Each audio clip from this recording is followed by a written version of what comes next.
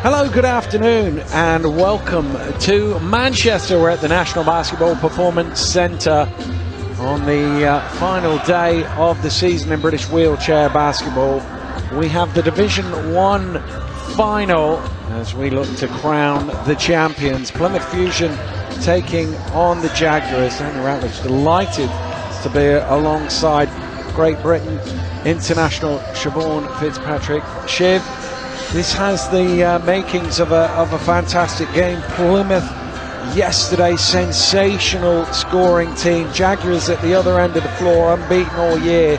They're obviously going to be the favourites coming in, but if Plymouth can shoot how they did in the semi-finals, they're going to have a good chance. Yeah, good afternoon everyone, and I'm so excited to see this spectacular game. I genuinely can't call which way it's going to go. Like you said, both teams full of absolute talent.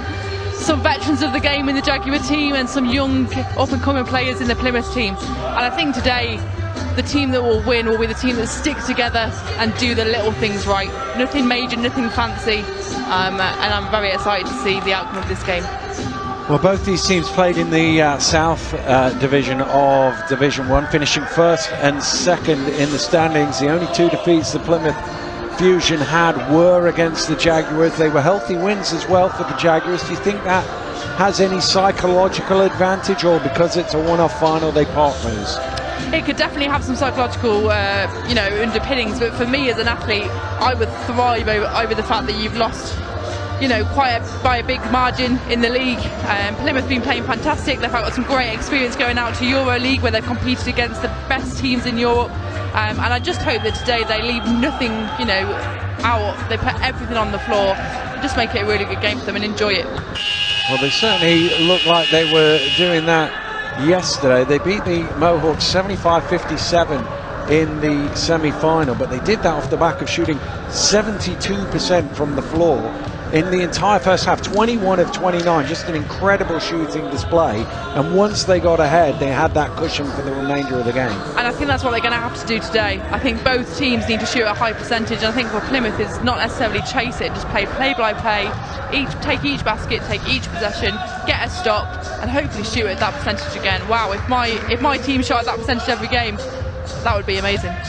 Well, another sensational performance yesterday for Joe Bestwick, who led the Jaguars to a 68-43 victory over the Sheffield Steelers. Just the 27 points, 21 rebounds and 7 assists. Incredible performance. Quite a quiet game there then for Joe. An athlete that's had a phenomenal career with GB and in Europe, and is now came home to be with his family in the UK, and is now returning to a club and coaching the up-and-coming players in this team. I look out there today and see some young guys and some older guys that are playing this game, and I think having a player like Joe in that team, you just got to thrive off his energy and thrive off his expertise. And he's such a big man as well, great size. That's going to be a challenge for them to try and keep him away from the basket. You've got to try and he's going to get his, but you've got to try and make his shots difficult. Yeah, and for me, sometimes that he's the tallest player and it's going to be hard for Plymouth. They've got speed on their side against the Jaguars. They've got a run in transition and not necessarily worried about that one player.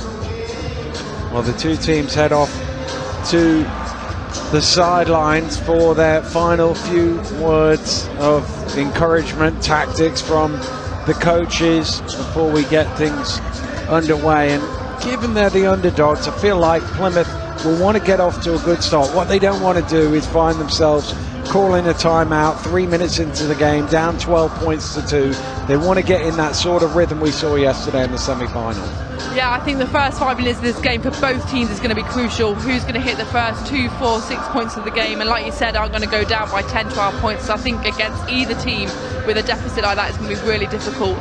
But yeah, I hope that both teams just go out there and showcase what they did yesterday and put on a great final for us to all watch.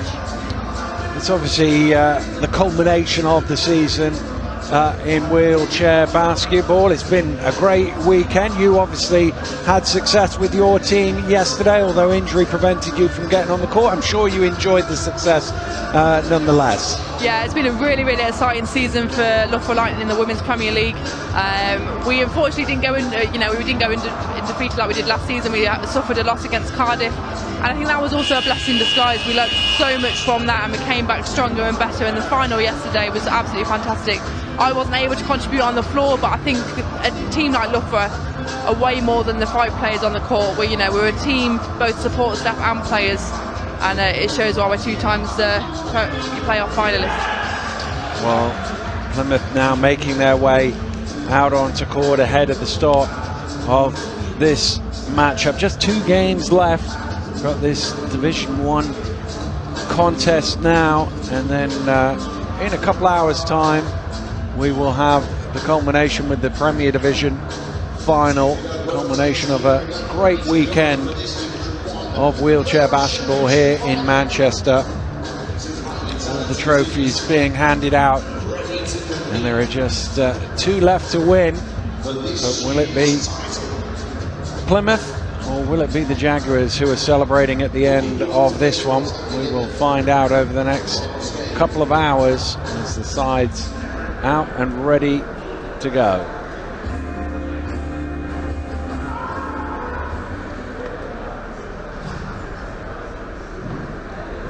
Let's find out who you're supporting here today. Make some noise if you're supporting. Well, they're still. I think they fixed the main scoreboard. We had a slight delay to tip off because the main scoreboard had gone down, but they seem to have sorted it now, and they're just putting the name up on the board to make sure. They're trying to find O. fusion. There we go. Managed to get it. And then they'll need to get the timing right, and we can get started. Yeah, technology's great when it works.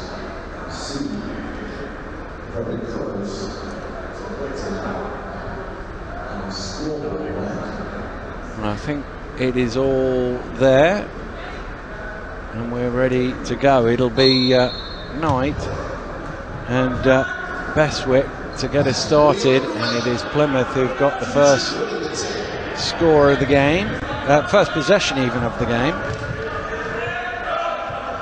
There we go, first score of the game as well. Oscar Knight there definitely heard you. You got a little earpiece there in his ear, and that's a great start there from Plymouth. They needed that first basket to calm their nerves.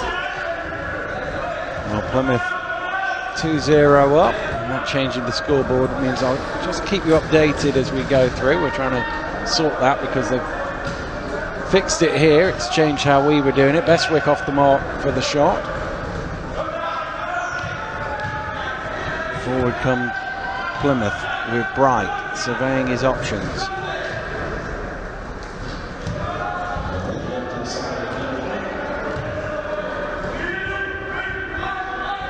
Bright in the corner. It's a good look, but it rims out. It's a great look there by Jordan Bright. I think you just need to keep taking them throughout the game, because the way that looked, I think that's going to be quite a consistent shot for him in this game. Bestwick kicks it cross court to Sargent. Brown at the free throw line. Well, Bestwick's just lost the handle there, and he can't quite keep it in play. Well, we've given him the big billy, not his best minute and 15 of the season. No, absolutely not. And it's, I'm quite surprised to see a start like that, but also it proves that he's just human. And we've bigged him up as this great international athlete, which he is, but it also proves that even the best can make mistakes. Cross court pass to Clifton, off the mark. Jaguars looking to get out in the open court, but they've trapped Bestwick in the backcourt, so they're waiting for him to catch up. And everybody forgot the ball. And an easy rebound in the end. Good start for Plymouth here in the opening couple of minutes. Here's Clifton. He was really good yesterday, and he's got his first points on the board. Yeah, he's certainly not a player that you want to be allowing to get to his spot. If you can push him out an extra couple of foot, maybe his percentage might drop a little bit. Inside to Bestwick. Forced away from the basket. Good defensive work in the first place, made it a tough shot. Yeah, and Fuchsia doing a great job at recognising Joe Bestwick as a threat and putting two of their tallest, biggest players on him, and potentially coming off one of their lower pointers. Went a little bit short from Knight. Sargent coming away with it. Oh, he was trying to make it a longer trip round for Knight, and he lost the ball as a result of it. A bit of a frustration foul as well. Yeah, and I think that he was trying, he thought a foul had gone in his way on the offensive end, and I think he was trying to prove a point there to the referees. But as the referees have shown over this weekend, some of the calls, they're looking for the hard hits, the ones that are potentially causing danger, probably too strong of an adjective, as opposed to the soft taps. Well, nice rhythm shot once again for Joel Clifton for two. Yeah, Jags definitely need to come up with a plan for him and potentially push him to the elbow and get him off that baseline spot. 6-0 Plymouth lead here. Just over 3:15 gone in the opening quarter.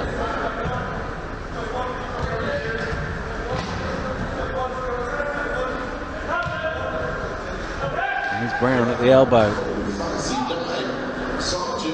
Sargent trying to get a friendly bounce, but it won't drop in for him, and still Jags looking for their first score of the game. And that's really unfortunate. I don't think any of the shots that they have taken so far are bad shots. Just the back ball and the rim are going in their favour. Clifton up top, can't convert, but second chance opportunity, and he knocks it down the second time round. And we said at the top, the one thing Fusions don't want is a slow start and be forced into a timeout 3-4 minutes. It's actually happened the other way. The Jaguars down 8-0 here in the first 4 minutes, forced into a timeout. Yeah, it's sometimes the team that's expected to start the strongest. We had it yesterday as Loughborough versus London. We had a terrible start, and sometimes it takes a timeout to settle those nerves, calm yourself down, not necessarily change anything that they're doing, but just take an extra half a second on their shot. You've now seen what the referees are or aren't calling, and just play through those small taps and fouls.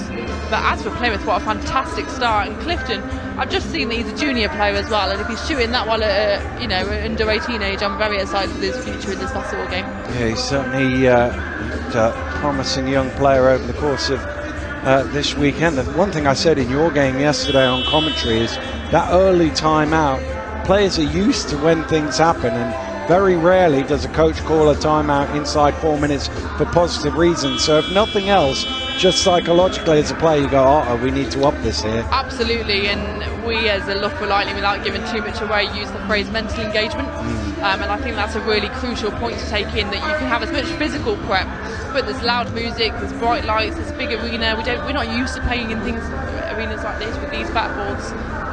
So yes, hopefully now Jags have regrouped, resettled, and they'll hit their first basket. And sometimes that's all you need. You just need that one basket to drop and you find your touch. And obviously Plymouth did play on this court yesterday as well, whereas Jaguars were on the other court, and such is the nature of these sorts of events, you only get a limited warm-up time, even with the slight delay to the start. And I was about to say there's the Jags' first points of the game, but it doesn't go in, those normally do. Yeah, and that's really unfortunate there.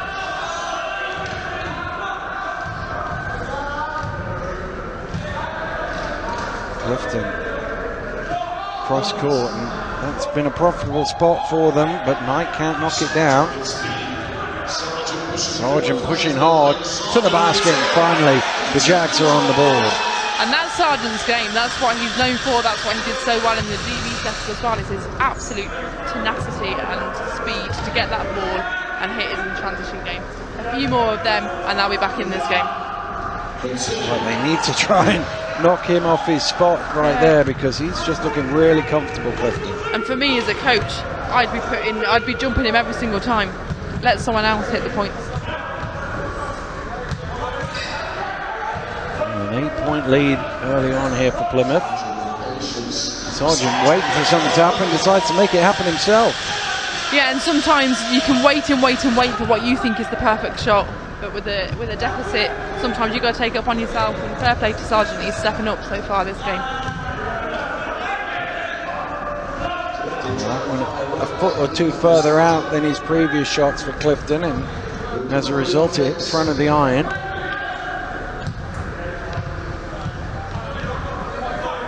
Sargent, 1-2 I think, and a quick outlet. It's a lovely pass. It's just a little bit. Bright had to put the brakes on to come back for it. And what a fantastic push there by Sargent to get back and not give up a foul either. Jordan Bright's potential layup. Knight out to Bright at the free throw line. Westwood with the rebound, has a quick look down court, but will bring it forward himself.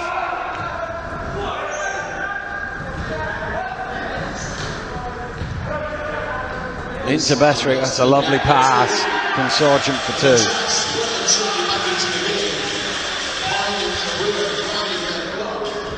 The Jags cutting it down to 4, starting to look a little more comfortable in proceedings. Yeah, they're definitely starting to play their game that we've known the Jaguars do for the whole of this season. All string again for Oscar Knight. These two junior players, Clifton and Knight, I think absolutely smashing it. The pressure is not getting to them at all today. Pass deflected out of bounds. Will stay with the Jaguars.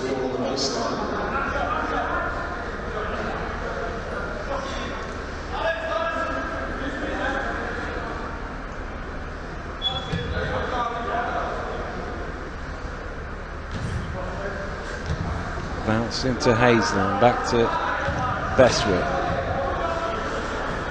Hazel at the free throw line, gets it back. He's going to let that fly off the front of the rim and pulled in by Bright.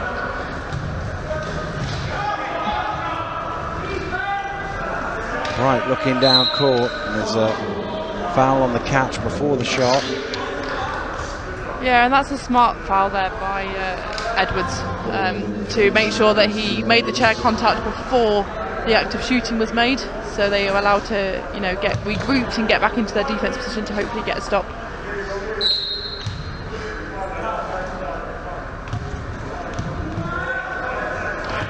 Right, sizing up his options, rolling to the basket is Knowles, but sort of got stuck between backboard and straight at the rim.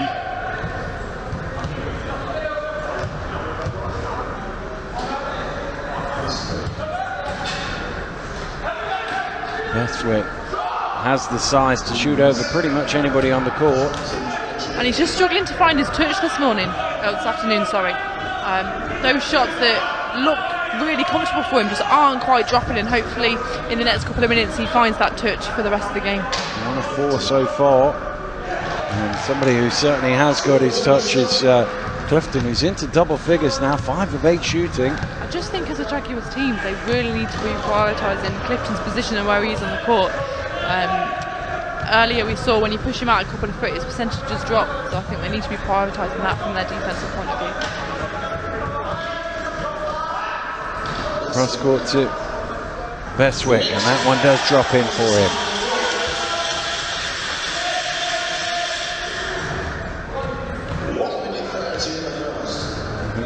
Threw it to an imaginary player there and then realised there was nobody there and went and chased it back himself. Clifton off the iron this time.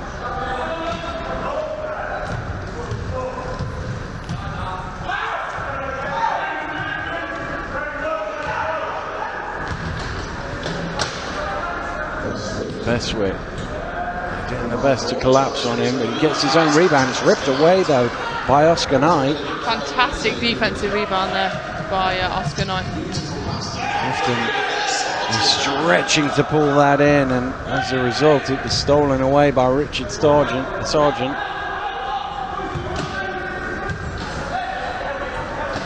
Dropping it inside, and good catch and finish from Edwards.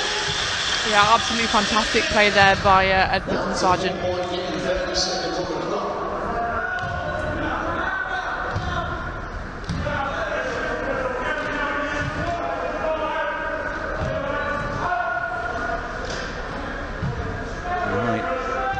Looking to size up his shot, getting to a spot he wants. It's off the iron though. Last offense of the first quarter here. Bestwick getting all the way to the rim, and he's fouled. That'll be on the floor before the shot. Yeah, and Paul Sargent there, for those that can't see, was definitely getting bashed around more than Joe was. But the foul went in his favour, and hopefully they can get a good final offensive possession of this first quarter of the Division 1 final. 3 seconds to go in this first quarter.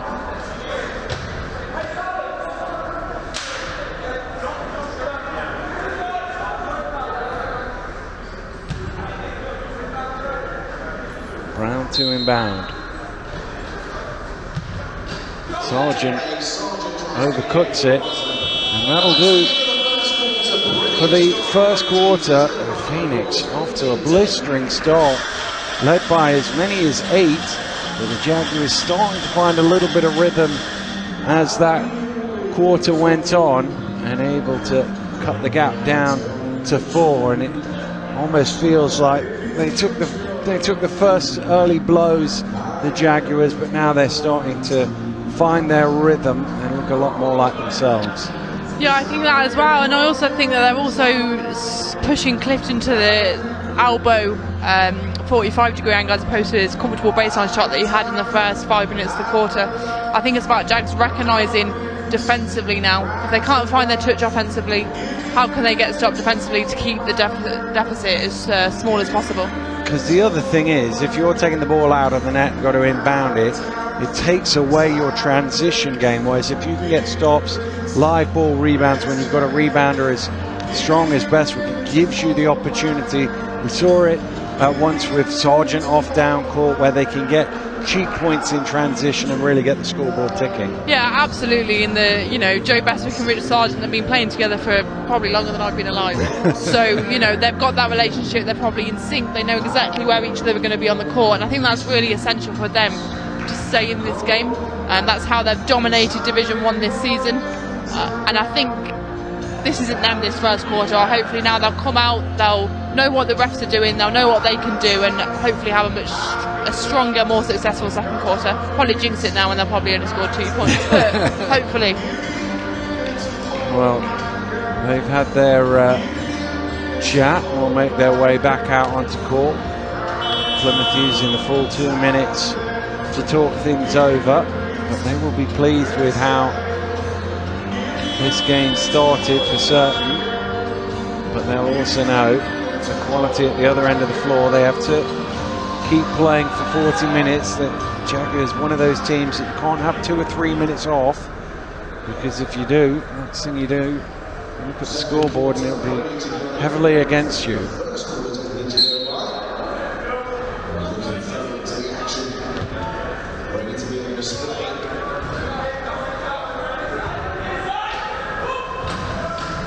Sargent looking for room along the baseline, not finding any because of a foul called against Jordan Bright.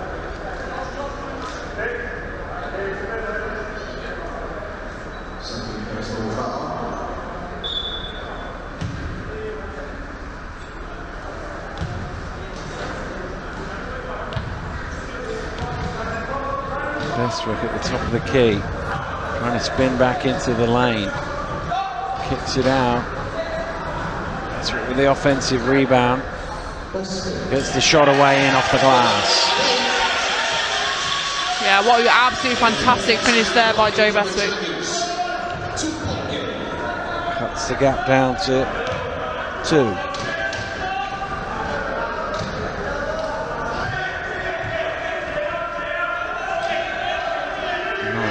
Up to Bright at the free throw line. That's going to take the long shot, knock it down from 18 feet.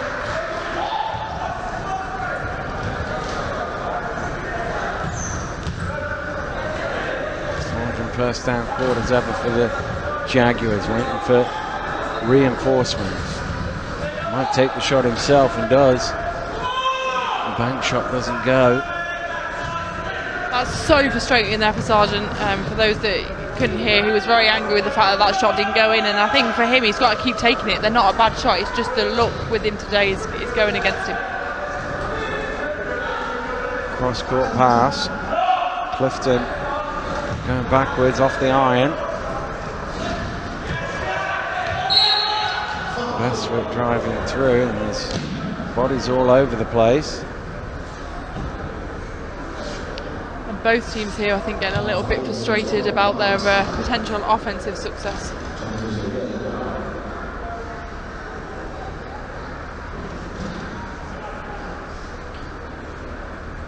And I absolutely love this here from Joe Bestwick. Retying the hair, taking his time, and maybe that's what he needs right now. A little bit of distraction, time to get himself back engaged in the game, and hopefully reduce this deficit that Jags are currently facing. Well, he sorted the hair out, sorted the chair out, and we can get back underway.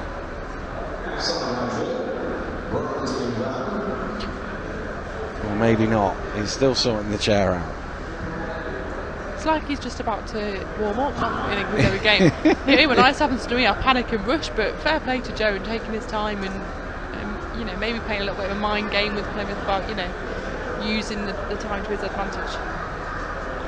Well, he and West having a chat. There's a few on the sidelines though. Might like the option of sorting the hair out. I think it's fair to say. Absolutely. Hats off to Bestwick for a full head of hair.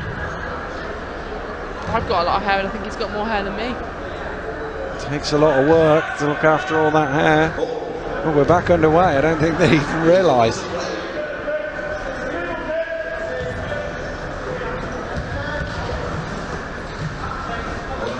Here's Brown. Cross court to Bestwick. There we go. And that's a fantastic pass there by Brown into Bestwick. Find his touch, and that's potentially the momentum basket shift that they needed. Well, once again, it's down to 2. Jags yet to lead in this game.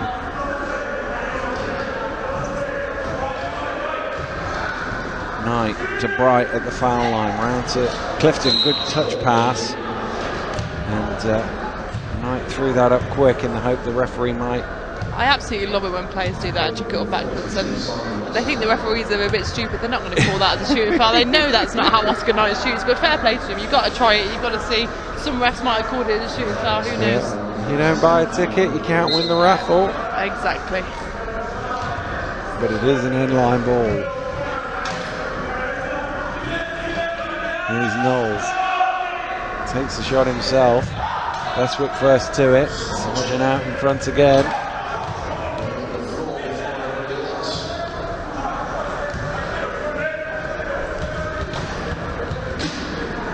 Oh, they kind of left him on his own. That won't help his frustration anymore to have another one where gravity seems to be against him. Sometimes you have games like that, you can do everything right, the shot can feel fantastic and it just doesn't drop for whatever reason. Well, that will be a shooting foul as Clifton knocks it down and go to the line for a bonus. 12 points already for Joel Clifton. Wow. It's probably also important to note that the baskets that these players are currently playing on, not many facilities, especially not the Jags in their local sports hall or Plymouth at their local have access to, and these backboards and rings are definitely different to the traditional school baskets that potentially some of these teams are used to playing on. And with the limited warm-up time and things like that, I'm not making any excuses for both teams, but I think that's something that we struggled with yesterday as well. It's just the quality of these baskets we're not necessarily used to at some of our venues. Well, everywhere you go, it's slightly different sight line. If you don't play in a place regularly, it can take a bit of adjustment, although Plymouth didn't need too much adjustment yesterday. And they were shooting 72% in the first half. They've not quite hit those heights today, but they've been pretty accurate.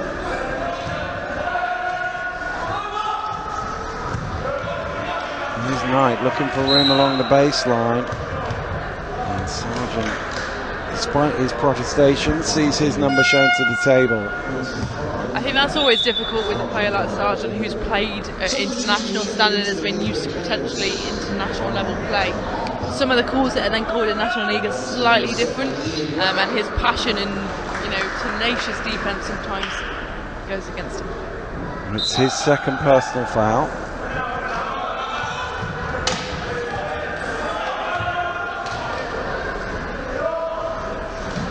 Knight with the size advantage, but he can't make it pay. West with the rebound. There's a lot of work to be done there to chase that one down for Hazel. He can't get there, beaten to the ball. I think Knight was a little bit concerned about Bestwick behind him there, and that put him off the shot. I think I'd be a little bit concerned with the size of Bestwick thing, but sometimes, and it's easier for me to stay on the sideline, so I'd have probably done the same thing, but shoot your normal shot. The worst thing that's going to happen is going to foul you or check you. Don't try and change your shot with the player trailing you. Well, good response by the Fusion. Their lead had got down to 2, but they've stretched it back out to 6 again.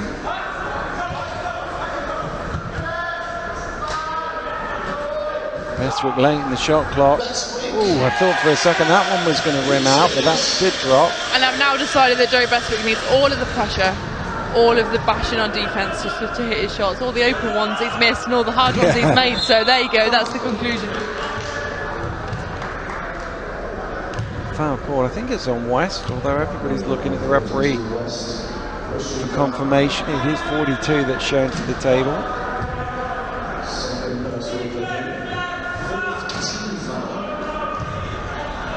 Foul of the quarter on the Jags, so any more at the offensive end will be free throws.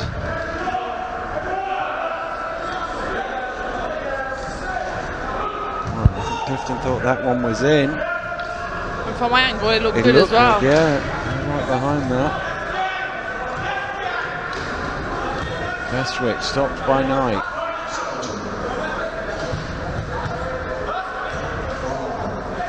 Harper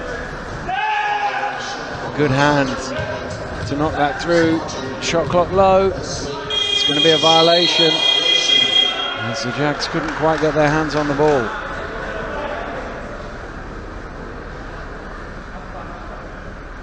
Sargent ended up on the floor. I think he had a little conversation with the referee while he was down there. He doesn't feel like he's getting the rub of the green. Hey, it's worth a try, isn't it? Every little comment may get into a referee's head and they may sway the decision later on in the game.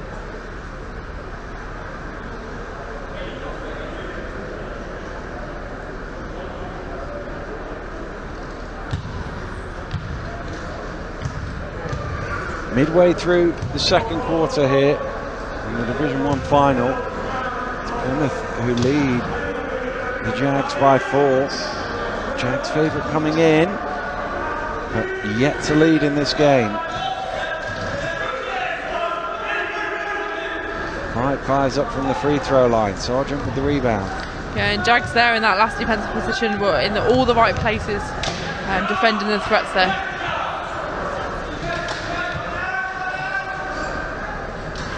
Into Bestwick, off the glass. 2-point game once again.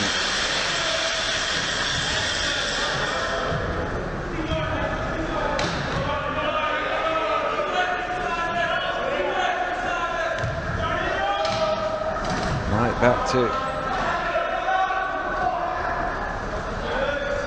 Clifton, who leaves it short. This is a crucial possession here by Jags to tie the game. Just got it across the halfway line in time there. And they haven't been level since 0-0. They're still not level.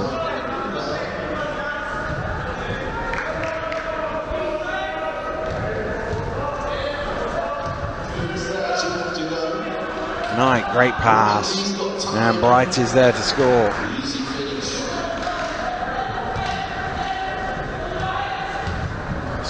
Drawing the defense, his third assist of the game.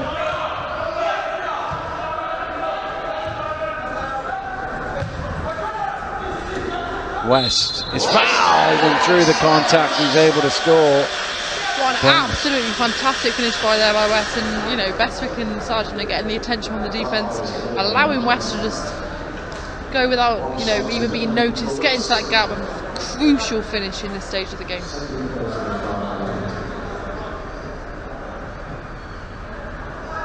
Simon West at the free throw line, looking to convert the AM1 and make it a 1-point game. It's off the mark. Only Plymouth players in for the rebound, so an easy board to come away for Knight. Knight finding room along the baseline, and well, not a very subtle one there from West for the foul. I always say they're going to call you for a foul anyway. If you're going to foul properly, because it's the same call regardless. Get your value out of every foul. Absolutely. Well, they're over the limit, so whether it was a shooting foul or not, it'll be 2 free throws.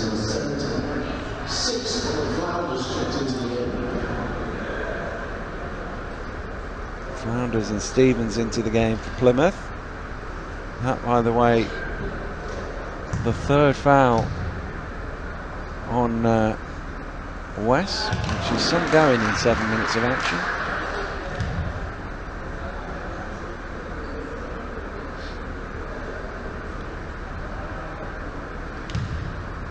He fouled out in the first half. He is at this rate. Right from the foul line. Plymouth keeping their noses in front here.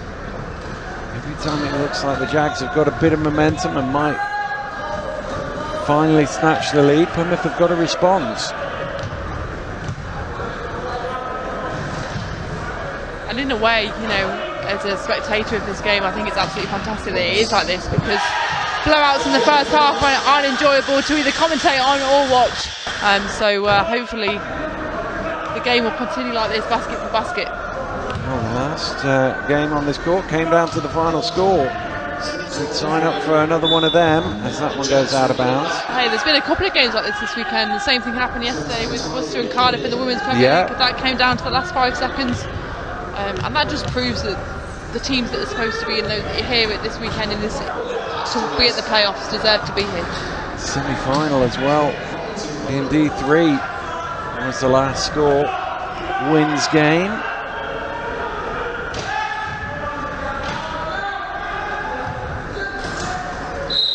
It's going to be an illegal screen called against Colin Flounders. Just not quite straight on.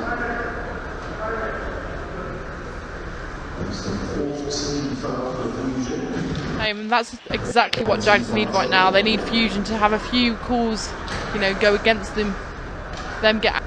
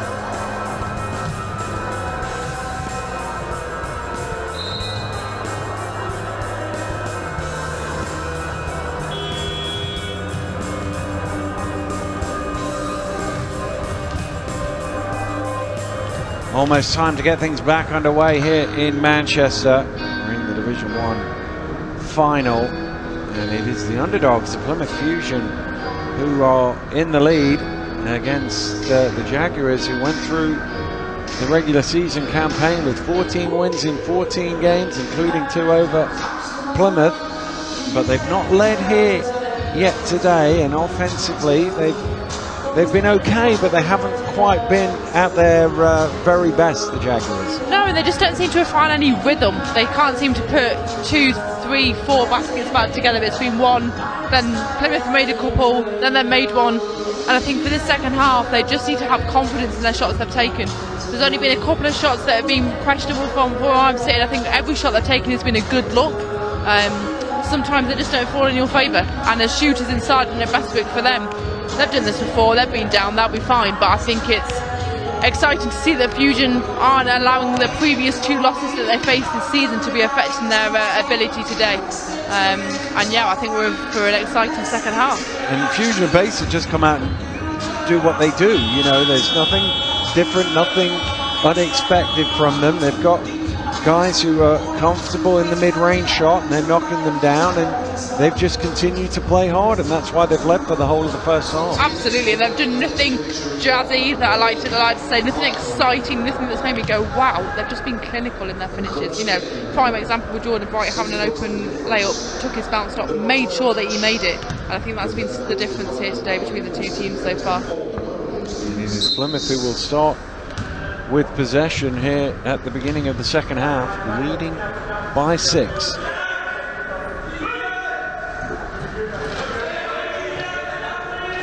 Here's Clifton again in his spot, off the glass for 2. It's almost like Jags aren't expecting him to shoot and score. That's all he's done for the first half. For me, as you know, if I was a Jags player, he would be my utmost priority in defending, and they just seem to be letting him have what he wants really. Here's Sargent inside to Bestwick, under pressure, able to knock it down.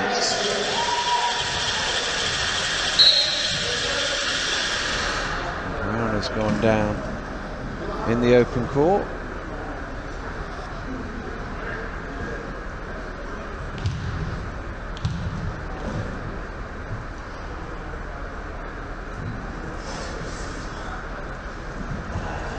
Needs a lot of help to get him back up. There we go.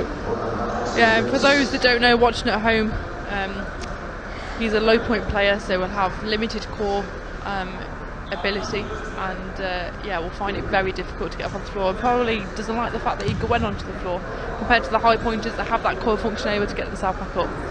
So yeah, he's now back in play in Plymouth with the ball. Well, he's a 1 point classification, which is the lowest. As you say, when the 1 pointers go down, they generally don't get back up until somebody helps them. Nice ball movement. I don't know, I'm a 3 and I need a crane when I get on the floor, so I don't think it's necessarily about that, but I think it's just, yeah, sometimes it's just difficult when you get that tip out.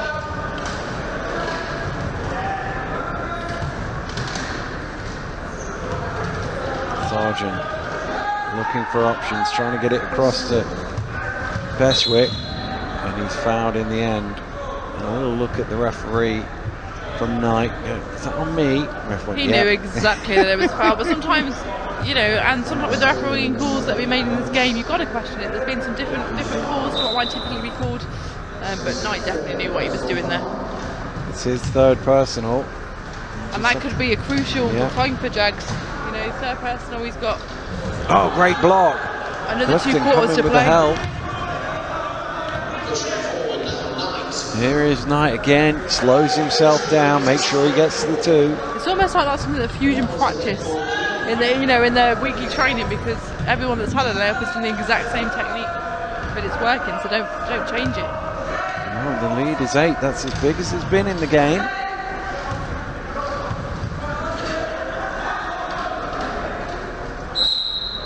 Bestwick squeezing through a gap, and there's a foul called. I'm assuming it's on Clifton. It is 99 shown to the table. That's only his first. Yeah, I think Knight there from his reaction was very glad that it didn't go against him. Is it going to take Mr. Bestwick quite as long to get in his chair as it did in the first half? No hair retie this time. No hair adjustment needed. Yet.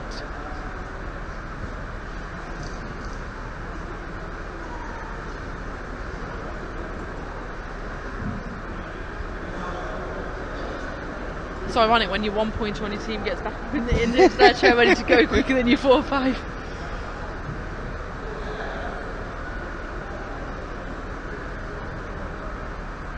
There we go, he's all sorted, I think.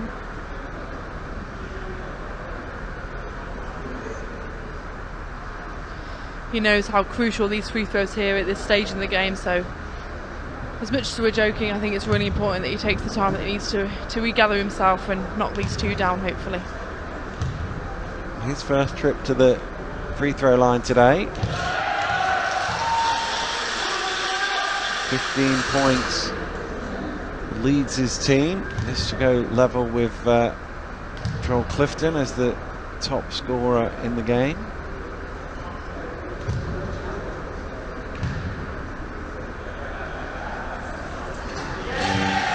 No doubt about either of those. And they are crucial to keep this deficit in with 6. 6 points always sounds better than 8, even though it's another basket. They're edging closer now to reduce that deficit between the 2 teams. Well, there's a steal. Good hands from Edwards to pull that away. Westbrook has Sargent ahead of him. Might not need him. Goes it alone and lays it in. And now he's got a chance for an and 1. And is that foul number 4 on Knight? And that's an absolutely fantastic play there from Edwards, getting the steal to a clinical finish there by Bestwick. And the game of basketball as a whole, not just wheelchair, it's a game of runs, it's a game of momentum. And those couple of baskets is all you need.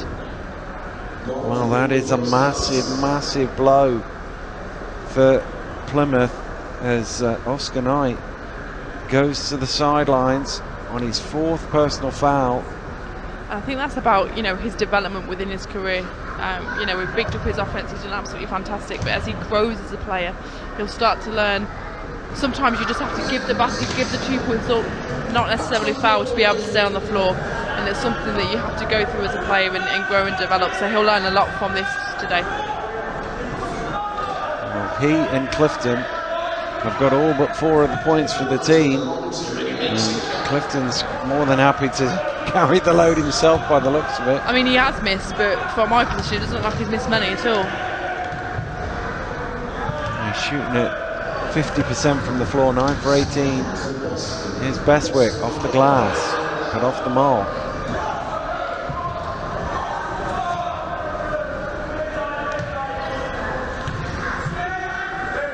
Here he is again. Not this time.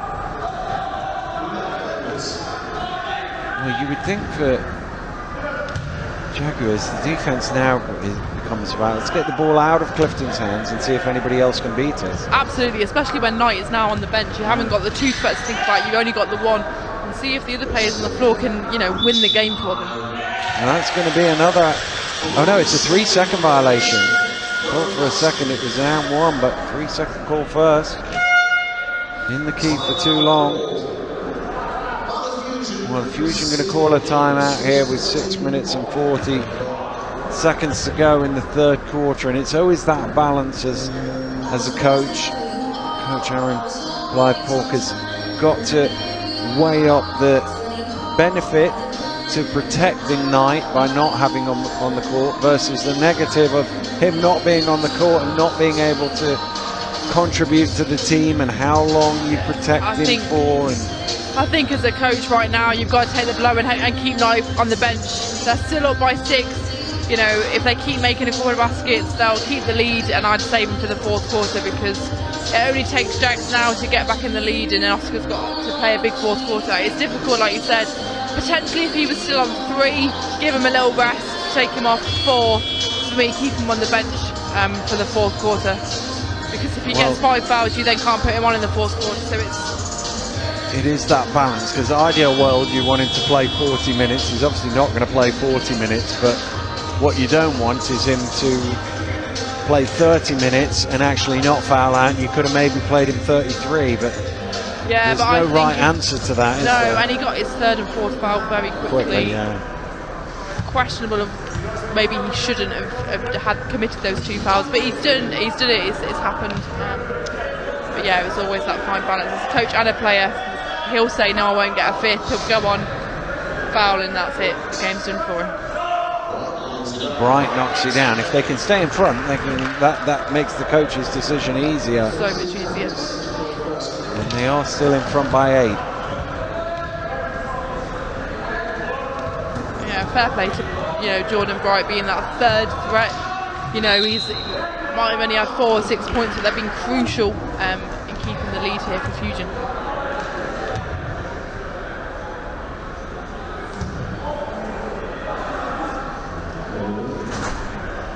Foul called on Flounders, his second. It'll be an inline ball. Oh, that's a pass that's not reached Bestwick at all because Bright's in the way. And that's a transition foul. That was a very interesting impounding decision there by Jags. I just had a wonder about that foul. In transition from behind, whether that might have been a little close to the unsportsmanlike line. Potentially if he'd have fallen out of his chair or lost this control, then maybe, but I'd have definitely been arguing for the unsportsman if I'd have been on the floor right then. Off the mark.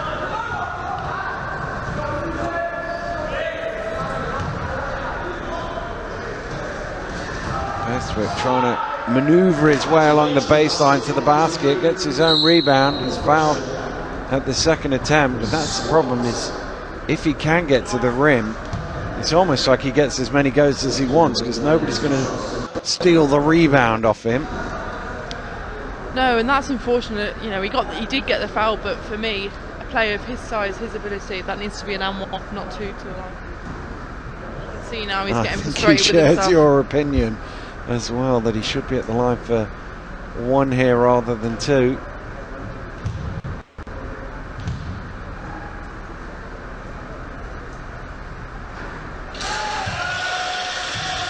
But the first is good here for Bestwick.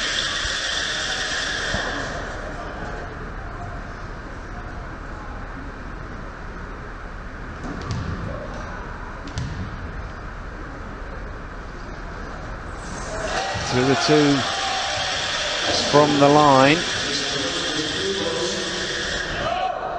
That's something that Fusion are going to have to bear in mind. He's, 4 for 4 now from the free throw line. He's potentially not the player that they want to be fouling towards the end of this game. Well, Clifton is out of the play. He's pinned at the other end of the floor, so it's 4 on 4.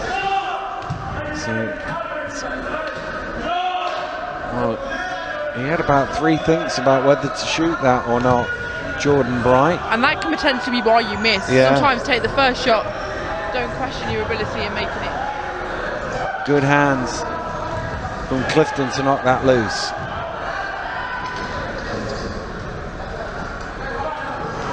Here's Knowles.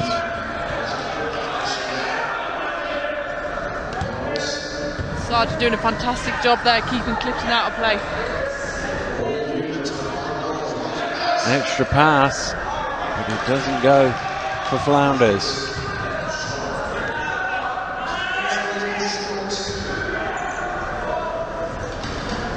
Oh, Bestwick, like he's running the layup line to the basket there.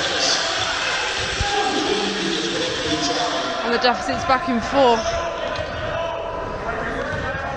And every time they've got to this sort of margin, Plymouth have had a response. Have they got one again here now? Yes, they do. Stevens is there. You can see they're trying to keep the ball away from Clifton. It's up to the other players to score, and Stevens does. Yeah, but I think for me, when we're in this situation, we have that threat. We always say, can they score 20 points like Clifton potentially has? Sometimes you've got to give up a basket, and I know they're down, so it might not seem like the positive thing to do, but sometimes you've got to give a basket up to get rid of the hot hand. Well, we said, could they respond, and they have responded with a score and a stop. But they don't get the ball across the halfway line in time. 8 seconds to cross the halfway line from when you get the ball, and they didn't quite make it. Jags have had a really good couple of minutes here with some, good defensive shows at stop. Now they just need the ball to drop in their favour, and hopefully the momentum will shift towards their favour as well.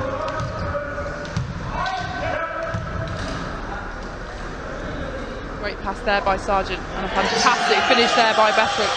Nothing you can do about that defensively. Just put a hand up and hope he misses.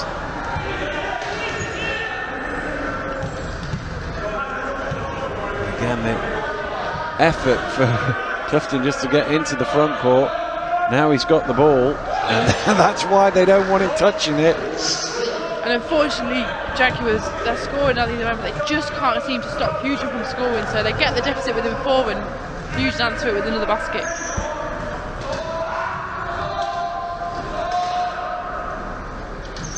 Tough shot. All bobbles about. Knock out there by Hazel. Bestwick off the glass. No, and fair play to Bestwick for making that basket, but Sargent there, 2 crucial passes straight into the hand. Defense, nothing they can do, like you said previously. With a guy that size, you just got to put your hand up and hope for the best.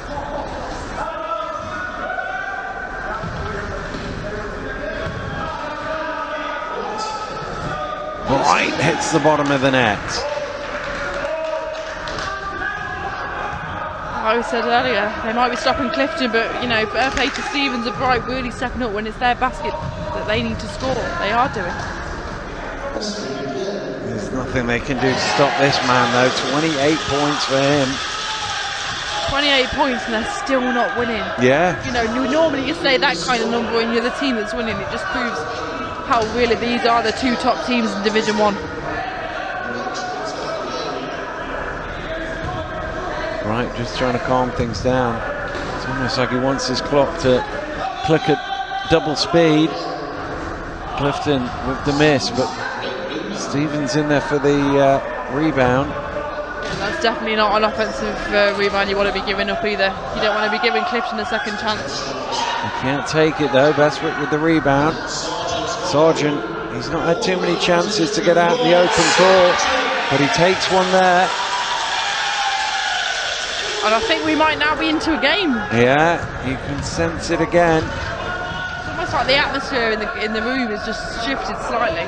Well, those Jaguars fans were a little louder on that than they have been. They've sensed the nerves. A minute to go in the third quarter. Clifton just keeps on replying, 22. And he just loves that baseline shot.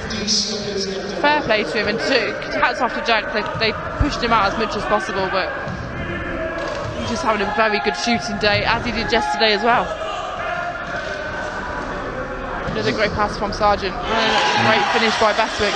Yeah, rinse and repeat. Get it to Bestwick. 30 points now for him. He's got 30 of their 44 points. Yeah. It's pretty astounding.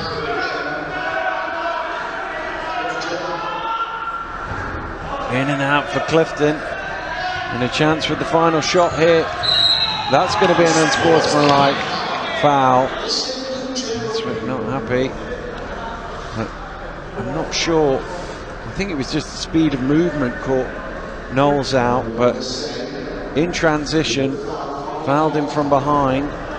So it is 2 shots and possession of the ball. So potentially the Jaguars can take their first lead of the game here.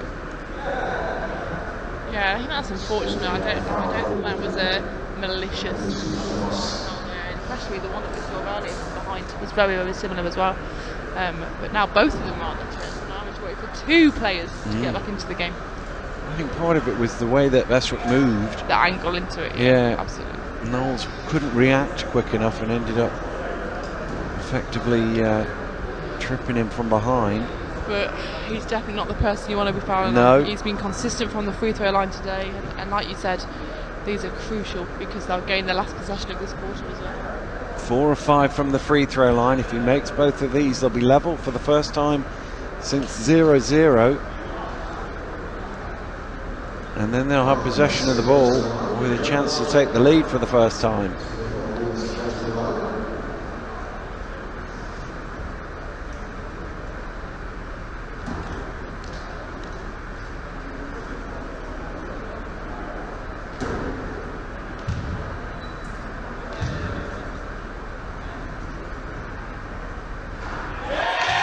First one is good.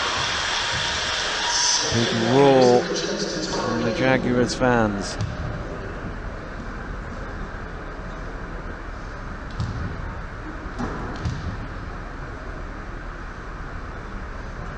And we are level at 46. And you can definitely tell from Bestwick's composure, his experience in the international game, his, you know, yes, we might think there's a crowd here today, but for him, he's used to playing in very big arenas, very big crowds, loud noises, and that just shows with his composure on the free throw line consistently today. Let's hope they can get a basket now and, like you said, take the first lead of the game. Well, the ball should be down on the little marking in the front court. So the shot clock is on, although 1.3 difference between shot and game clock. And Basie running now. You know where they're looking to go. Well, they've gone to the alternative, but here is Bestwick in off the glass. And for the first time today, the Jaguars have the lead, and it's with 10 minutes to play. They've been behind by as many as 8, but now with 10 to play, they are in front. Yeah, and absolutely fantastic there by Jags to come in, the underdogs the other way round that they've been used to this season, stick together as a team, do the basic things right. The relationship between Sargent and Bestwick inside the key has been absolutely fantastic. And potentially the difference is that we're forcing Clifton to take harder shots. Yeah, I still can't call it. Who knows what's going to happen in the fourth? I guess the question now for Coach Blythe Polk is, does he roll the dice now, throw Knight back in now that they're behind with 10 minutes to play? Does he try and earn him another couple of minutes on the bench on those 4 fouls?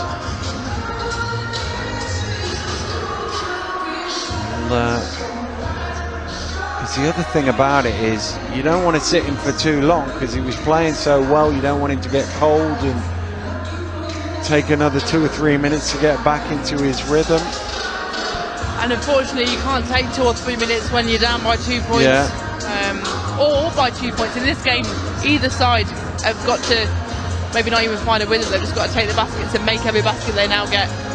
It'd be interesting to see if he just come back, if not, he just come back onto the floor. Potentially, if I was coach, oh no, it looks like he is turning to the floor. I think as a coach right now, I wouldn't panic that Jaguars are up by 2. I might save him for the first 2 or 3 minutes to allow him to play the rest of the quarter. But like you said earlier, you're never going to know. So do you take that risk? Do you put him on? Because if he manages to get through the whole of the fourth quarter without fouling out, you'll think, oh, we could have had him another minute or 2 before the end of the third. But if he fouls out in 30 seconds, you'll go, we should have waited. Like you know from the years that you've been in the basketball world, there's a lot of what ifs and what could happen in this game. Well, 10 minutes to play. The possession arrow also favouring the Jaguars. So haven't taken the lead for the first time. They can double it here. Knight back out there for Fusion on those 4 fouls. Will they go at him early? And that's a fantastic call there by Edwards to get Joe Bestwick exactly where he wants to be finishing. Must be something about the middle of the key that he just loves, because he's not done everything today from that position. 36 points for him. Wow. Knowles rolling to the basket. Foul is called. I think it might be before the shot. We'll see what the referee decides. Yeah, it is an end line ball. Smart foul there by Sargent. His third.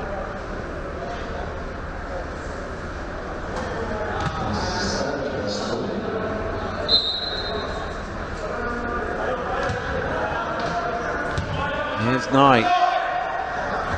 Back iron. And they get another go at it. Knowles rolling to the basket. Had to reach high to grab that. Second chance. is a little too strong. Those are the ones you kind of need at this stage of the game. Oh, here's Sargent out in front. Oh, he's into double figures. They've almost all been in transition. Yeah, and like you said earlier, you might not be getting the big points, but the points that he has had have been crucial in the momentum shift here today for Jaguars. Knowles. Oh, it's two there. I'm sure he'd one back. Sargent out in front again. This time he circles back out. Because with the 6-point lead, they've got plenty of time to come up with a good offense, and it's always a good offense when the ball's in Joe Bestwick's hands. Yeah, I know this is it might sound a little bit bizarre to say, but he's had a lot of points in this game. But I feel like in the last 5 minutes, he's finally found his groove, he's finally found his touch, and everything he's putting up seems to be going in. Well, 36 points from 24 shots is a pretty good return rate. You take that in any game. I'll take that for my whole season. Indeed. Knowles this time does get the score, but as you say, it feels like his efficiency level has gone up in the late third, early fourth here. Sargent's ability to pass to Bestwick is absolutely unreal, and another massive finish there by Bestwick. I don't know what you can do. I don't know how you stop that as a team. I don't know. For me, you've got to press Bestwick out of the game. You've got to put a one-man hustle with Knight or Clifton pressing him out of the game, but with Knight being in foul trouble, that might not be a tactic that would be worthwhile. You know, Bestwick's not the quickest 4-5, but he's tall. So for me, stop his chair here so he can't even get into the front court. Well, Wright was looking at him.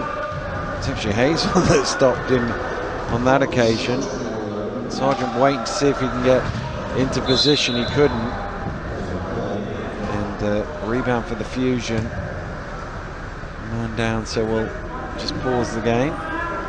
Tell you what, there's been a lot of people falling out in this game today.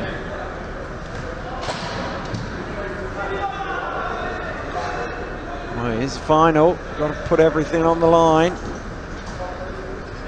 Absolutely, and whoever comes up winning this game, both teams have put on their best performances of the season.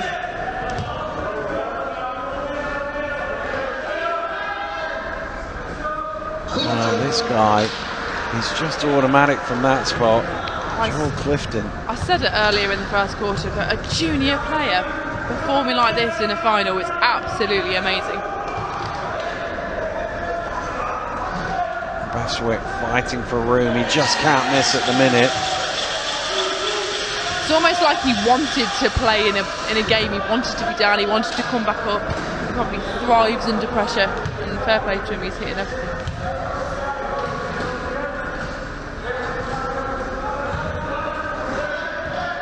Right, trying to spin his way into some space, getting into the key. His foul, will that count? Yes, it will. Basket is good. And Oscar Knight will go to the line for a bonus free throw.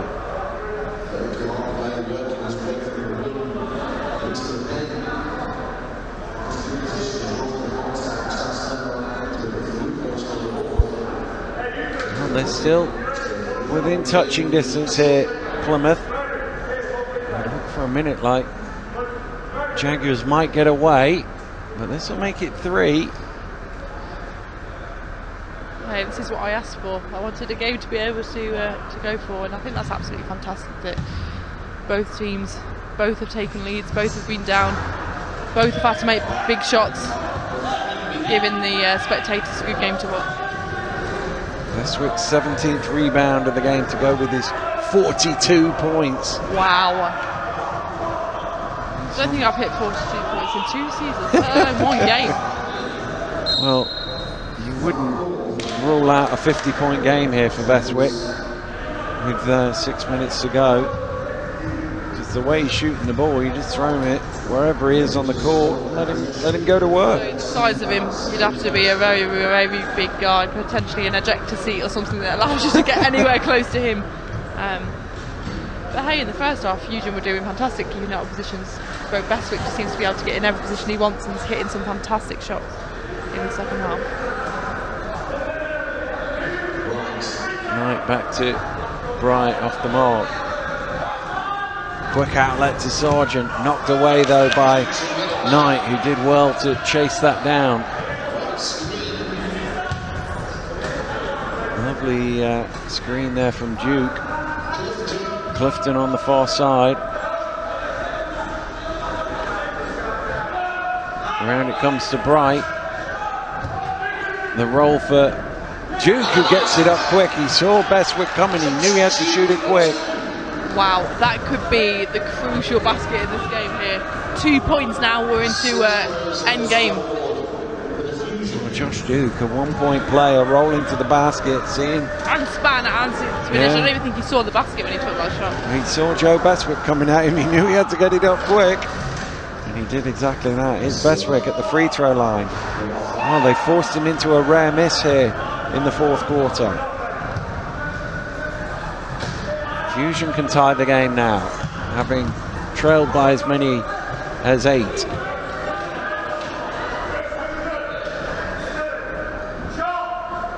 And calm as you like, Clifton knocks it home, 58-58. What a response from Plymouth, because as Bestwick was scoring left, right and centre, and it got out to 8, you thought, oh, they've run their race, they've given everything they've gone, but they've just run out of steam. But here they are right back in this game, tied at 58.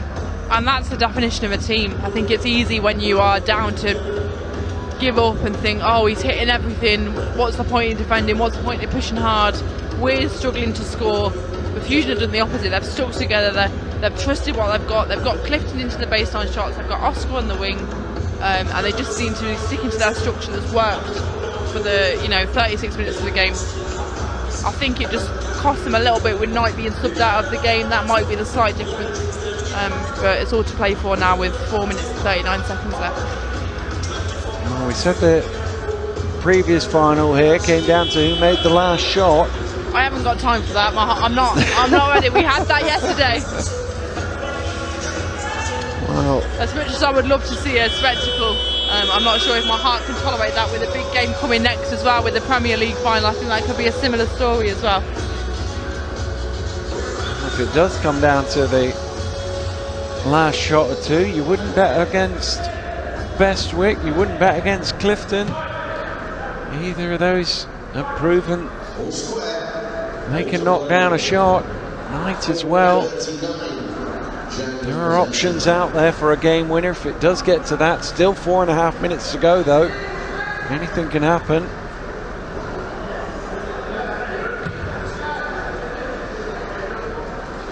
Ooh. That's just asked a little bit of Brown, right in proximity. Yeah, I definitely think Sargent forgot that he was a one-pointer there. He doesn't necessarily have the same core ability as Rich. Sargent cross court to... That pass again, it's like they've both got telepathic skills and glue on each other's hands. Bestwick. Well, they forced him a little further out the last couple, and here goes Knight out in transition. He'll slow himself down and he'll put his team back in the lead. Wow, what a recovery this is from Plymouth. And fair play to Fusion. Look at the two of them, in Knight and Clifton, looking where Bestwick is at all times and hoping that he doesn't get into positions where he's been so successful for the third quarter. 48-56 behind, but they responded to take the lead as a foul called on Sargent. It's going to be his 4th personal foul.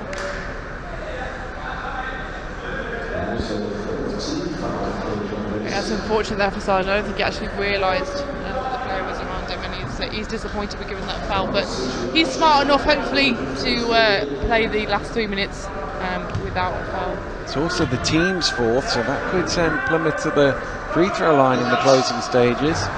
Knight's shot doesn't go. There's Sargent again, and we've seen that combo a few times today. Honestly, I want to see what them two are, talking about, what they've done over the last season to be able to have that relationship. It's absolutely fantastic to see today.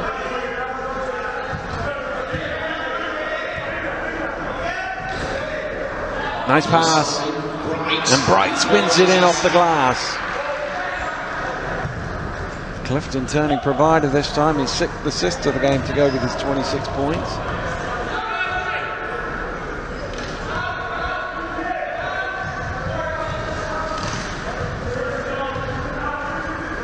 Sargent, nice pass inside and just bobbling in for Edwards.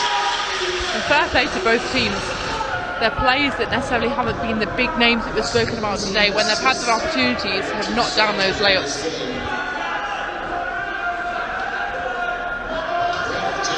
Clifton lining one up. Just a bit short, 2.5 to play. Yeah, and that's what Jags need to bear in mind. If they can push Clifton out another couple.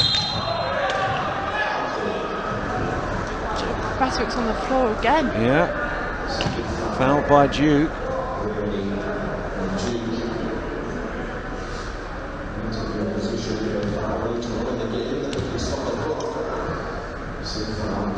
And it might be the much needed little breather that he needs at this stage of the game.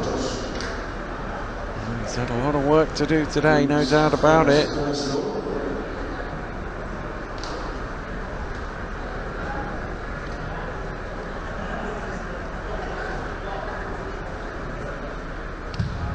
.224 left to go in the Division 1 final here. In regulation, overtime still a possibility. 62 to Plymouth.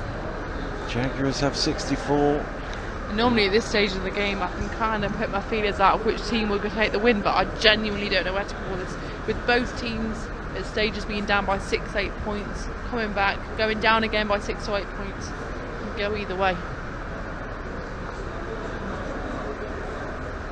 Well, Bestwick is back present and correct, and we can get underway.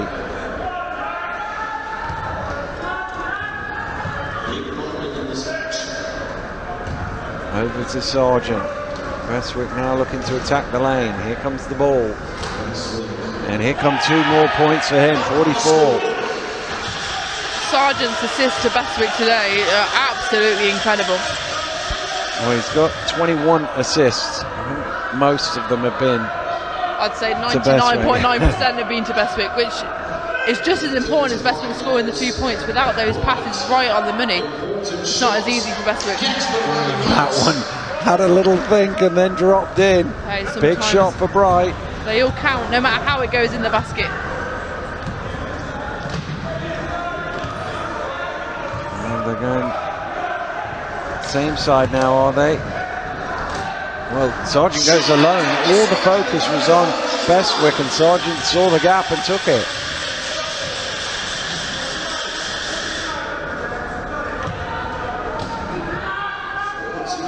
.90 seconds to play, down 2 shots, they need a score here. Here's Bright again, top of the key, same result. Wow. Some big ones. Both these teams love being under pressure, they're absolutely thriving. Timeout call, 1:22 to go, a 2-point game.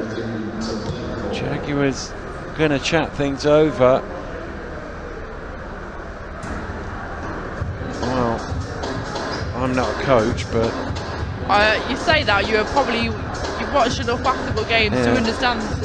Come on, give me your end game, what are we thinking? I'm thinking Sargent to Bestwick, that would be my play. I don't care how you do it. Either combination, and also I think Jaguars now need to recognise, yes, they're stopping Knight, yes, they're stopping Clifton, but Bright's now got the hot hand too from the, from the top. Can they bring the help on the weak side, force it into the 1-pointers? Yes, he's hit a layup.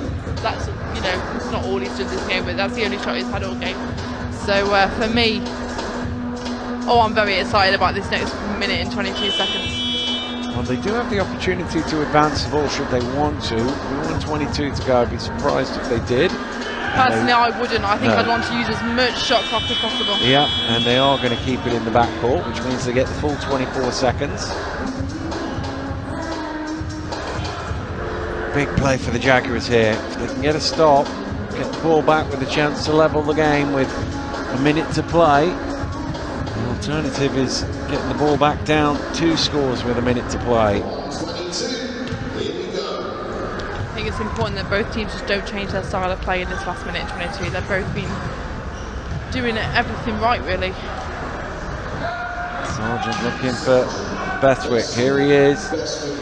And once again he scores. You called it, they delivered. No, it wasn't rocket science, was it? We've seen it about 22 times today. If it's not broken. Oh, Bright off the back of the ring, but an offensive rebound. Can he keep it in play? Clifton, yes he can. They've got to score here now, the Fusion down 4. Knight.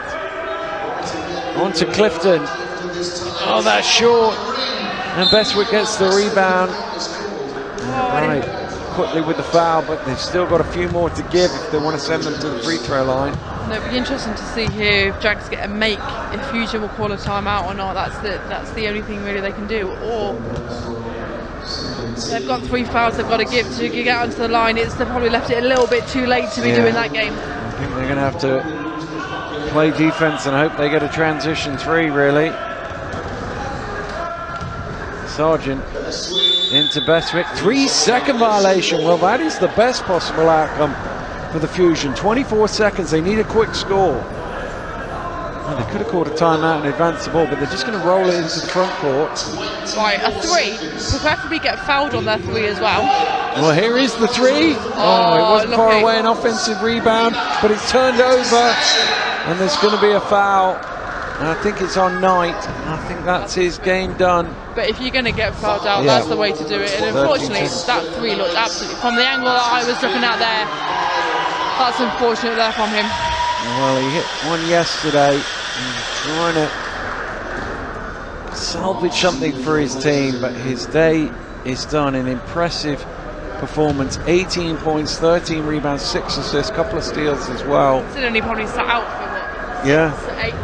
A crucial amount of minutes. Well, he played 32 minutes in the end, so in essence 8 minutes.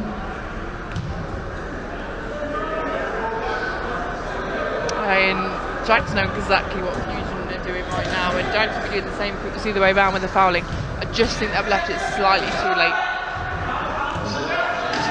Well, Hazel is the one who's fouled. And that's the player you want to foul as well. You don't want to be fouling the likes of Sargent and Bestwick, who have had the hot hand all game. Send someone to the line that potentially hasn't had to be the hot hand and has just been the workhorse. The players that I like to say are not necessarily the big names on the stats, but without them, the names on the big stats aren't there. Well, in some ways, there's not a great deal of difference between 4 points and 6 points. You still need to score twice, which in 11 seconds is a big ask. We've seen it yesterday. Yeah. And he makes the first. But now that's a crucial basket there from Hazel, and I think, now to be 5 points. I don't want to jinx it, but I think the game could be done for Fusion. Well, even if you miss, it's a live ball situation.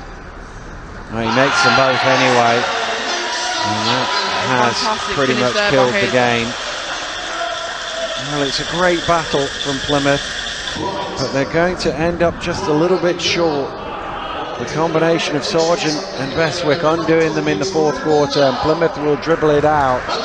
But a tremendous game of basketball, and for a long time the Jaguars were behind, but they caught fire, particularly in the second half. 48 points they scored in the second half, led by 46 points from Joe Bestwick, most of them assisted by Richard Sargent. He had 22 assists. That's unbelievable in the end. Wow, and as an athlete here, seeing spectating this game, I would have loved to have been part of that game. They're the games that you train hard for, that in the winter months you do their extra pushes, those extra sessions. I think it's really important to note that Fusion in the season suffered some big losses against Jaguars, 2 big losses against Jaguars.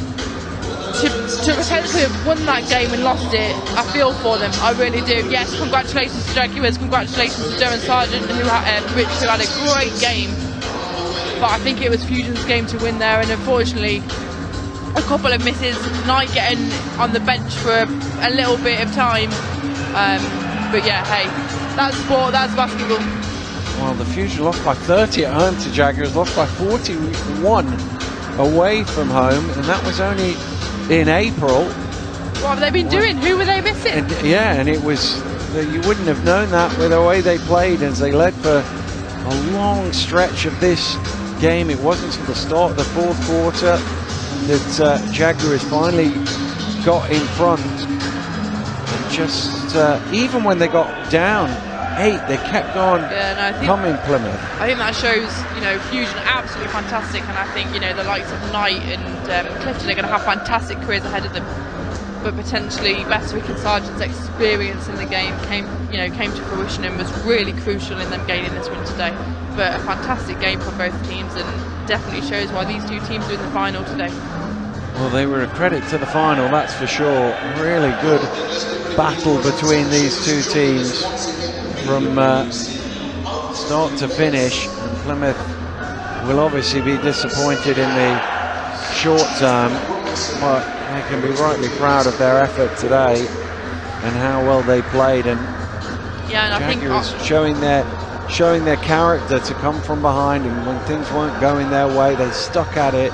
And I remember when Fusion started as a club, I remember they were in Division 3, and their development and Aaron's development of that team as a coach has been absolutely fantastic. For them to go to be invited to EuroLeague this season, for them to have suffered great losses this season, to come out and play like today. Potentially next year they could be the ones winning the glory. I think another season of really hard work and hard graft and training in those two junior players, another year of maturity, another year of understanding when to foul, when not to foul, when to shoot, when not to shoot. But yeah, absolutely exciting to see, and it just showcased how fantastic our sport is. Two really good finals back to back here in Division 1 and Division 2. We've still, of course, got the tasty matchup in the Premier Division, Manchester against London. That promises to be another cracking encounter, but we're ready for the presentation of the medals.